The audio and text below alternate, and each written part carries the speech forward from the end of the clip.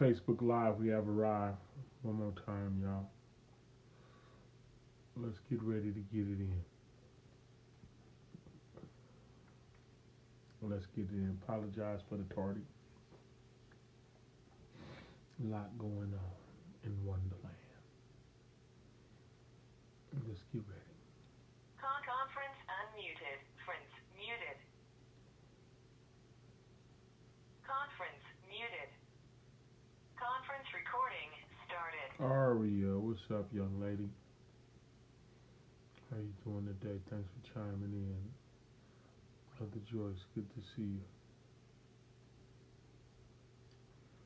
Good to see you all. Let's get ready to get it in, y'all. How you doing, Nicole? Good to see you, young lady. Bless you. Bless you, bless you. I'm not going to prolong it, y'all. Let's get ready to get it in. Quick prayer. Spirit of the Most High, we love you and thank you for another opportunity to come before you, hungry you know how, depending on the truth of your word, or make your word plain that we may grow thereby. We're trusting and believing you. We thank you in the matchless name of Yahudah. That's when we pray. Hallelujah, hallelujah, and amen. I'll call you Donna. A little tired, but I'll call you. Don, quote Don Dean. Bless you. Good to see you on.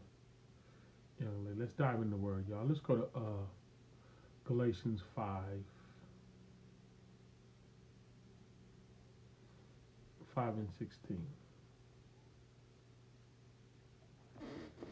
We're going to teach a little bit and then I'm going to get ready to get out of here because I am so tired. Anyway, Galatians 5:16. Let's rock, y'all. James, good to see you on, Mr. Harris. 5:16. Look what it says. It says, "This I say then, walk in the Spirit, and you should not fulfill the lust of the flesh." I'd be happy when I can walk into a church building and they say something like that.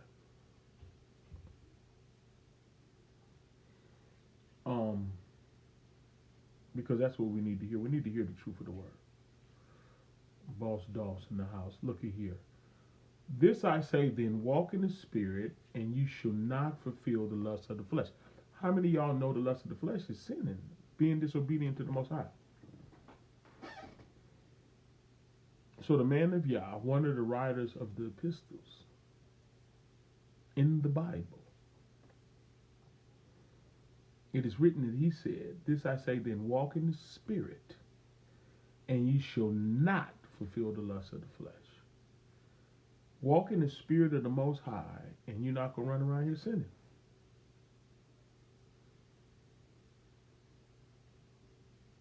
I'd rather roll with that. Ty, good to see you on, young lady. Walk in the Spirit, and you're not going to run around here sinning. Because if you're walking around here sinning, you are not walking in the Spirit. Even though a lot of people that be sinning up a storm claim they spiritual as heck. "This I say then, walk in the Spirit, and you shall not fulfill the lust of the flesh." Alvin Jones, good to see you on, family.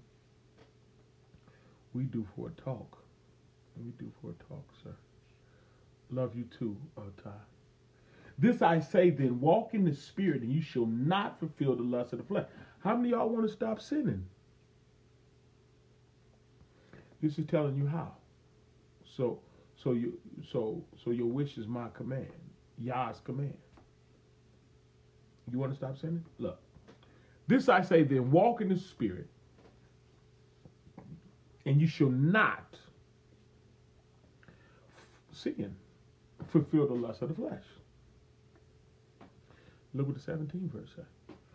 "For the flesh are evil nature, lust is against the Spirit." What's the problem?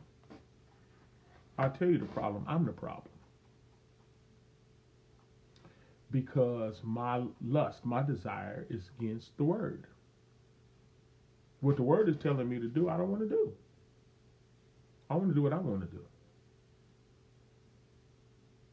"Walk in the Spirit, and you should not fulfill the lust of the flesh" is the statement. Breaking down the statement, The flesh lusts against the spirit, and the spirit against the flesh. These are contrary to one to another, so that you cannot do the things you would. What would you do if somebody cussed you out? Well, his word is saying you can't do that. What would you do if someone that was your cup of tea kissed you? Kiss me and I'll kiss you back. Nope. The flesh lusts against the spirit, and the spirit against the flesh. These are contrary the one to another. You can't do what you want to do. Not and walk in the spirit. Not and be saved. Can I talk like that? Using our vernacular. Not and be saved. You can't do you and be saved. There's a doctrine that's lying to people, telling them that they can do them and be saved. You should not surely die. That's a lie. Let's forget that and go with what the words say. Because we know who said that. That was a snake in the garden. Let's see what the words say opposed to what the snake said. You shall not surely die. This I say, then walk in the spirit, and you shall not fulfill the lust of the flesh. Why? Because the flesh lusts against the spirit, and the spirit against the flesh. These are contrary to one to another, so you can't do what you want to do. Would that solve sin in your life? If you don't do what you want to do?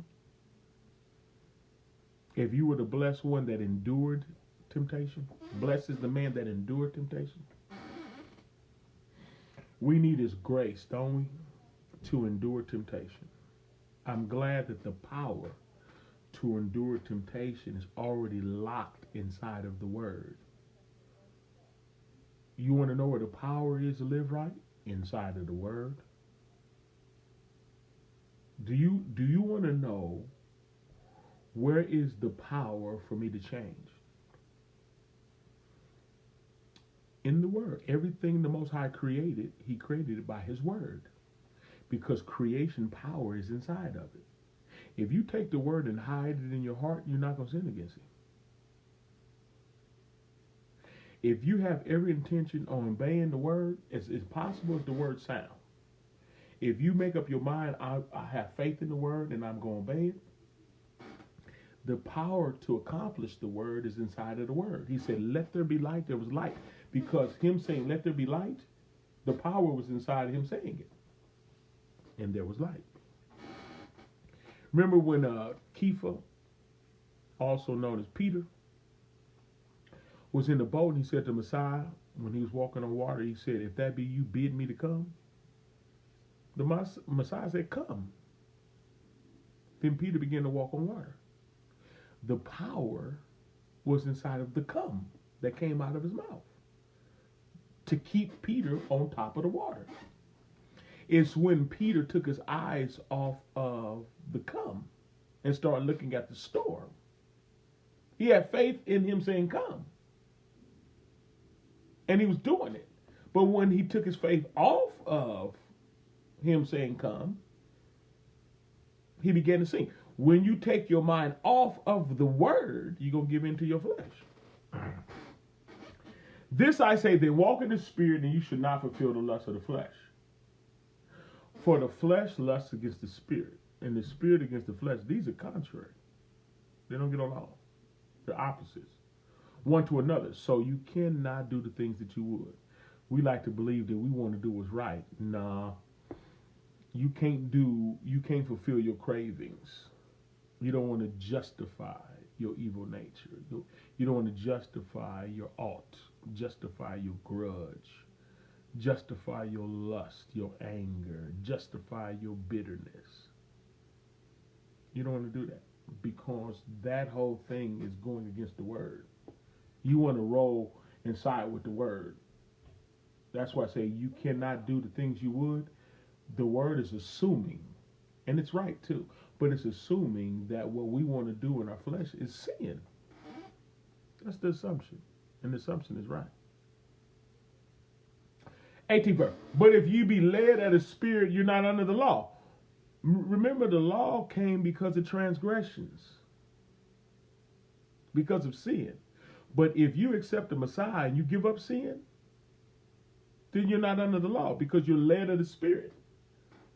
What did it say? It said, walk in the Spirit and you should not fulfill the lust of the flesh. If you're walking in the Spirit, you're not walking around here sinning. It told you why, because the flesh lusts against the spirit and the spirit against the flesh. These are contrary to one to another, so you can't do what you want to do. So you're going to do what the spirit tell you to do as opposed to what you feel like doing. And when you're not doing what you want to do and you're led by the spirit, you're not under the law because you're walking in the spirit. You're obeying the Most High. The law isn't for those that obey the Most High. The law is for those that don't obey the Most High.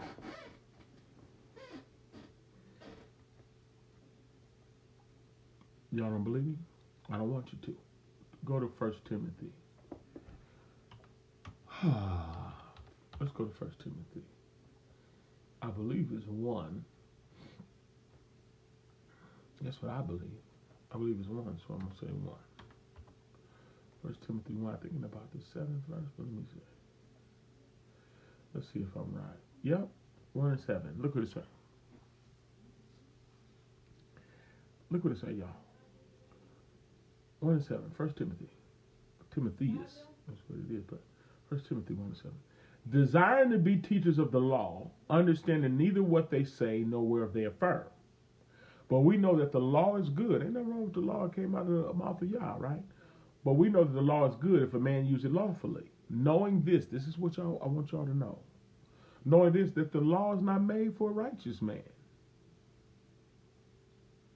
The law is not made for a righteous man. The law came because of transgressions. The law is not made for a righteous man. The law is not made for a righteous man. The law is not made for a righteous man. All right, keep that. And let's go to Galatians 3 and 19. I just want to prove it, y'all. The law is not made for the righteous man. For a righteous man. Look what it says. Galatians 3.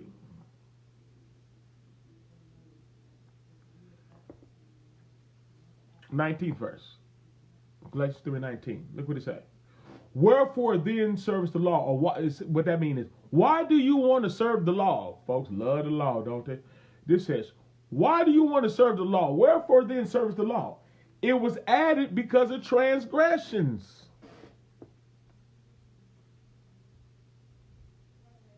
Galatians 3 and 19 said the law was added because of transgressions. Let me give you the picture. Israel was scandalous. They turned on their little brother Joseph. They was jealous of him. They turned him over to try to kill him at first. Then they end up selling him into slavery. Then they end up dipping his coat in the blood of a wild animal, bringing back his father and say he got killed. Children of Israel were scandalous. So Joseph, their little brother, ended up having favor inside of Egypt, soaring to the top. There was a famine in the land. So his brothers had to come, many years later, had to come to Egypt for food. Well, Joseph was in power. Was able to feed them, set them up, 72 souls. Their father and the family came there. They was balling. But it was inevitable because they were a sinful nation still. They were the chosen nation, but they were out of pocket. So they grew. The Most High let the situation turn because they wasn't cool. After rescuing them to keep his promise to Abraham, he had them in the wilderness. That's when he gave them the law because they wasn't cool. He spoke the word and put it on stone because they wasn't cool and gave it to them. If they was cool, he wouldn't have had to give it to them. He didn't give it to Abraham. He gave it to them because they wasn't cool. Wherefore then, why do you want to serve the law? Abraham had a relationship Abraham had a relationship with the Most High without the law because they were in relationship. Why then do you want to serve the law? It was added because of transgression. They was out of line. So they needed a schoolmaster. They needed a tutor. They needed something to keep them in check. They needed a measuring stick. They needed proof that they wasn't cool. Mankind needed proof of why death was on the scene. Because everyone was dying after the sin of Abraham, after the sin of Adam. All the way up until Abraham, all the way from Abraham to us. But people was dying all the way to the Most High made that covenant with Abraham. People still was dying because the wages of sin is death. People still was dying because sin is in the land. Sin is in mankind. Born in sin and shaped in iniquity. People are sinful. But they didn't have no proof until the Most High took his chosen nation into the wilderness and gave them the law. And then all of mankind, now you can see clearly why death was on the scene. Because all have sinned and come short, and the Ten Commandments proved it. Wasn't nobody keeping the 10. Come on, somebody. So it's saying, why do you want to serve the law? It was added because of transgression. Till the seed should come to whom the promise was made. That was the Messiah, y'all. And it was ordained by angels in the hand of a mediator. Back to Timothy. 7th verse. No, 9th verse. 9th verse. Knowing this, that the law is not made for a righteous man. Had they been righteous, he never would have gave it to him. There would have been no need. You don't have to write down, thou should not pee in the living room. Unless people was peeing in the living room. Why would I write that? Ain't nobody doing it. Knowing this, that the law is not made for a righteous man, but for the lawless and the disobedient. People was lawless and disobedience, so the law came to show it.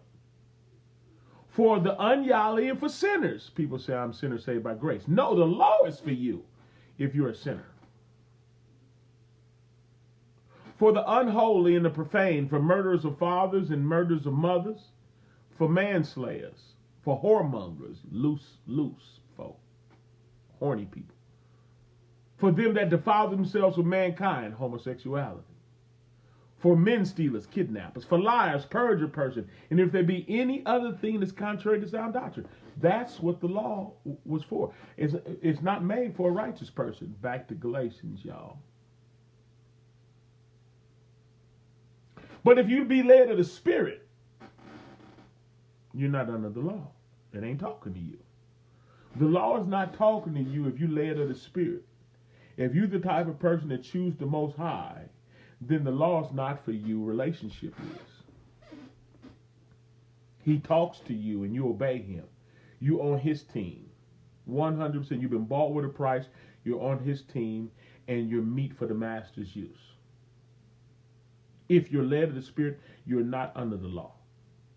Now watch this. If you are a sinner, like we just read in Timothy, then you're under the law. 19th verse will explain that. Now the works of the flesh are manifest, which are these. Adultery. If you commit adultery, you're under the law. Because that's who the law was made for. Folks that sleep with other people's spouses. Or a spouse that's sleeping with other folks. Fornicators, folks that like to lay around. Uncleanness, lasciviousness, idolatry, witchcraft, hatred, variance, illumination, wrath, strife, seditions, nearsays, envy and murders, drunkenness, reveling in the such life of the which I tell you before, as I've also told you in time past, that they which do such things should not inherit the kingdom of Yah. If you live in foul, you're not going to inherit the kingdom of Yah.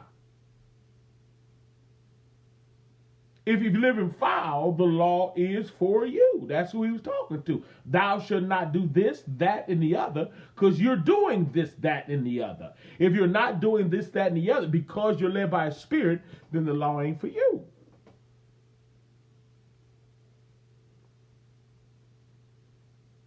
Then it went on to say in the 22nd verse. But the fruit of the Spirit is love. The proof, the fruit, the lifestyle, the actions of the Spirit. The fruit of the Spirit is love, joy, peace, long-suffering, gentleness, goodness, faith, meekness, temperance. Against such, there is no law. That's why you're not up under it, because if you live like this, you're not under the law, because there is no law that goes against that. Only time you're under the law is when you break it. And if you are committing adultery and fornication, uncleanness, lasciviousness, idolatry, witchcraft, hatred, variance, illumination, wrath, strife, and sedition, hearsay, envy, and murder, drunkenness, reveling, you're under the law. Because the law was made for the lawless, for the sinner. That's what it's for. Mama in there yelling, "Why you do your chores?" If you did yours, you know she ain't talking to you. Whatever she's saying ain't talking to you because you did yours. 10 Commandments right there. Thou shalt not, thou shalt. I already love y'all. I already am not bearing false witness. I'm already not using his name in vain. He's not talking to me. When someone is out of pocket, that's who you address. He don't address you with, come on, somebody. He's not telling you. You already got a relationship with him. Come home and mom in the room with one of the kids going off. The other kids know that's them. I ain't got nothing to do with that. I did my homework. I did my chores. School didn't call about me acting a fool. That wasn't my weed. It was his. So the fruit of the Spirit is love, joy, peace, long-suffering, gentleness, goodness, faith, meekness, temperance. Look what it say. Against such there is no law. Ain't no law against being righteous with Yah, obeying Yah, being led of the Spirit. 16th verse. This I say, then walk in the Spirit, and you shall not fulfill the lust of the flesh. Who in here don't get tempted to sin? I know I do. Bunch of fun stuff. Man, are you kidding me? Bunch of awful fun stuff that I can do. But I'd rather be led of the Spirit. Because if I do it, then I'm under the law. Now everything's shifted. The law is for me because I'm lawless. I don't want to be under the law because ain't no mercy in the law. Ain't no flesh gonna be justified by the law. We all gonna come up short. Even the righteousness of the law, we ain't gonna be able to fulfill it. Don't want nothing to do with the law. Don't want the condemnation of the law pointing me as a sinner, nor do I want the righteousness of the law, because in the law ain't no salvation, ain't no mercy. Salvation comes through relationship. The relationship that Adam lost in the beginning is what we're trying to get back. The Mashiach, the second Adam, brought that relationship back. Now we can have that relationship through faith. You want eternal life? That's Yah. You want a relationship with Him. You don't want His condemnation, rule, or His regulations, nor His law. You want His relationship. So here we go, 22nd, y'all. But the proof of the Spirit is love, joy, peace, long-suffering, gentleness, goodness, faith, meekness, temperance. Against such, man, ain't no complaint coming from y'all. There is no law. You're not under the law because there's no law against how you live. You're a peacemaker. You loving on folks. You trying to help. What law is against that? I don't want your spouse. I don't want your daughter. It's good news to know I don't want your son either. In the days we living in, I really don't want him. I'm sad I had to say it. But the days we living in, I got to tell you, I don't want your little boy. Some preachers in tight shirts will do, unfortunately. But the proof. Can I talk like that, y'all? But the proof of the Spirit. Come on, y'all. But the proof of the Spirit. The fruit of the Spirit is love, joy, peace, long-suffering, gentleness, goodness, faith, meekness, temperance. Against such there is no law. How can I be under the law and how I live, there's no law against it? Right? Is y'all still with me? I'll say it again. Look. 3 and 19. Why do you want to serve the law? Wherefore then serveth the law? It was added because of transgressions. Why did the Most High give the law to Israel? Because look, they were sinners. They dogged out their brother Joseph, didn't they? They dogged him out. So when they got rescued from Egypt, he ended up in Egypt being a blessing to them.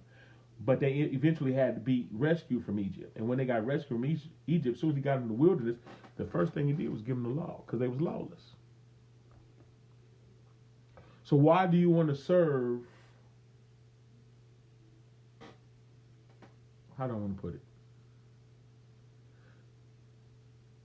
The proof that you ain't cool? You want to serve the proof that you ain't cool?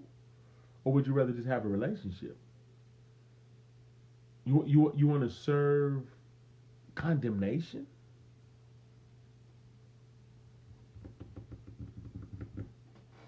All right, 2 Corinthians 3. I want to show you what I mean by that. I just don't want to say it. I want to show you this. I'm going to show you. I ain't going to keep y'all long. 2 Corinthians 3. Let me just show you this.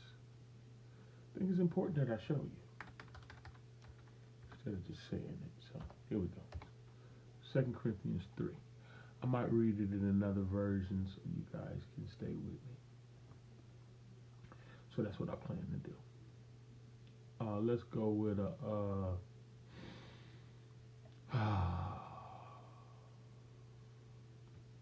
don't know how to do all that. I'll just do this. Look what it say. I'm going to do it in the NIV. Look what it say. Just so y'all can stay with me, right? Look what it say. 3-1. 2 Corinthians 3:1. Are we beginning to commend ourselves again, or do we need, like some people, letters of recommendation to you or from you? You yourselves are our letter, written on our hearts, known and read by everybody. You know that you are the letters of the Mashiach, the result of our ministry, written not with ink, but with the Spirit of the living Elohim, not on tables of stone, but on the tables of human hearts. Not on tables of stone. What was on the tables of stone, y'all? I'll tell you. The 10 Commandments. Right? Written not with ink, but with the Spirit of the living Elohim, not on tables of stone, but on the tablets of human hearts. Such confidence have we through the Mashiach before Yah. Not that we are competent in ourselves to claim anything for ourselves, but our competence comes from Yah.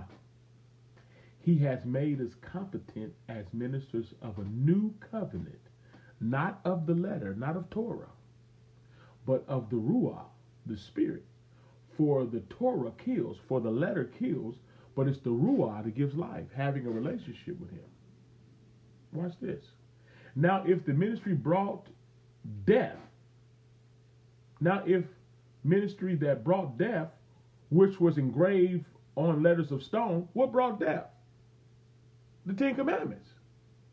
It was the Ruah, the word of the Most High, putting on stone, because stone represented the stony hearts of man.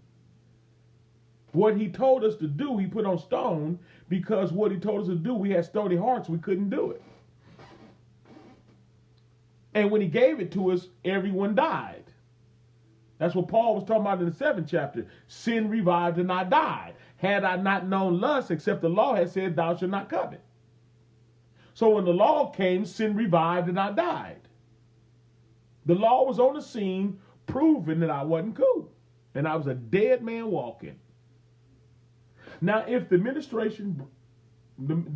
that brought death, which was engraved in letters of stone, came with glory.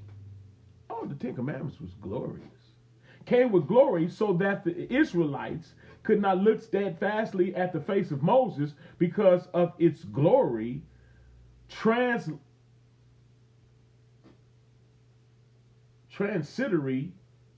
though it was. I don't know what that means, man. Anyway. Transitory though it was, will not the ministry of the Spirit be even more glorious?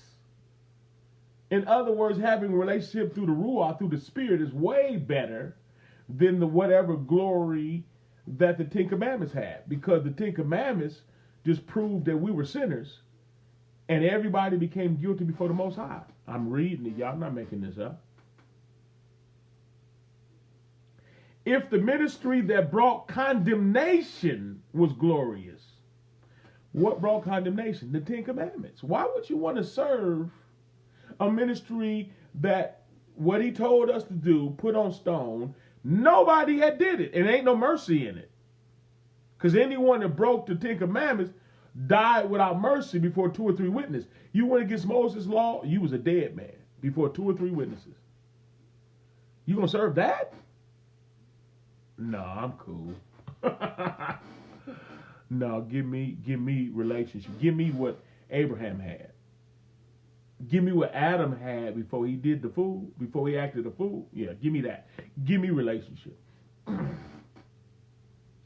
Will not the ministry of the Spirit be even more glorious? If the ministry that brought condemnation was glorious, how much more glorious is the ministry that brings righteousness? For what was glorious has no glory now in comparison with the surpassing glory. So up under Torah, up under the Ten Commandments, you can say, man, there ain't no glory in comparison to what we got now.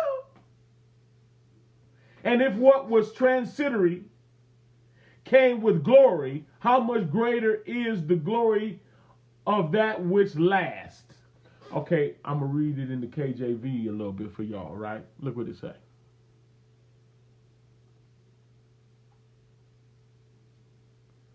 I'll start the 6th verse.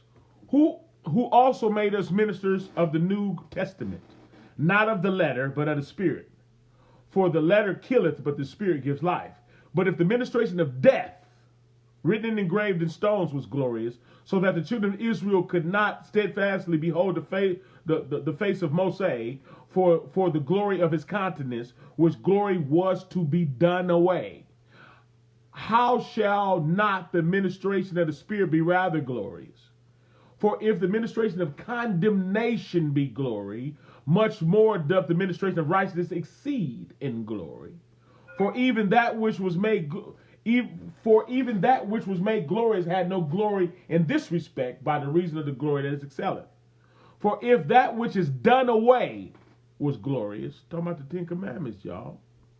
For if that which is done away was glorious, much more that which remaineth is glorious. Come on, y'all. Seeing then we have such hope, we use great plainness of speech.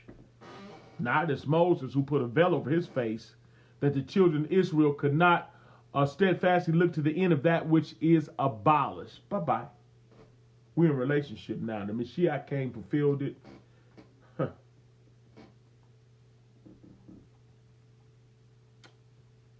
Y'all get it? Galatians 3:19. Why you want to serve the law? It was added because of transgressions. It came because people was going against the Most High. The Ten Commandments would have never came. He didn't give it to Abraham because Abraham was obeying him. He gave it to the children of Israel because they wasn't. Trying to help y'all. Trying to help. It was added because of transgressions, till the seed should come to whom the promise was made. Who was the seed that should come? The Messiah. And it was ordained by angels in the hand of a mediator. Back to Galatians, and I'll let y'all go. Back to 16.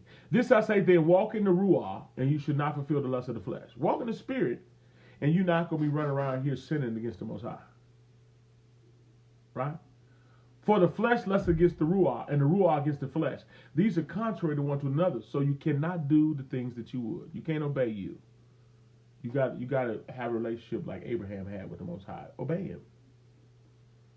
But if you be led of the Spirit, you're not under the law. I'm going to read that again, 18th verse.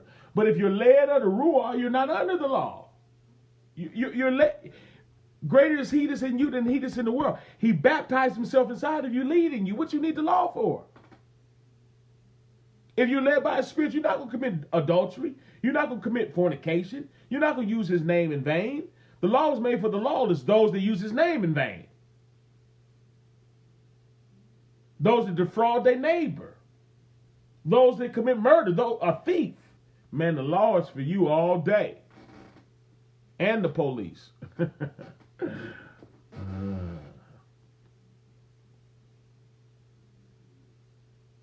Skipping down to 22. But the fruit of the Spirit is love, joy, peace, long-suffering, gentleness, goodness, faith, meekness, temperance. Against such there is no law. We're not under the law because how we live ain't no law against it. If you live in lawless, then the law is for you. We just read it in 1 Timothy. Y'all stay with me. 24th verse. And they that are the Mashiachs have crucified the flesh with its affections and lusts. Look at this.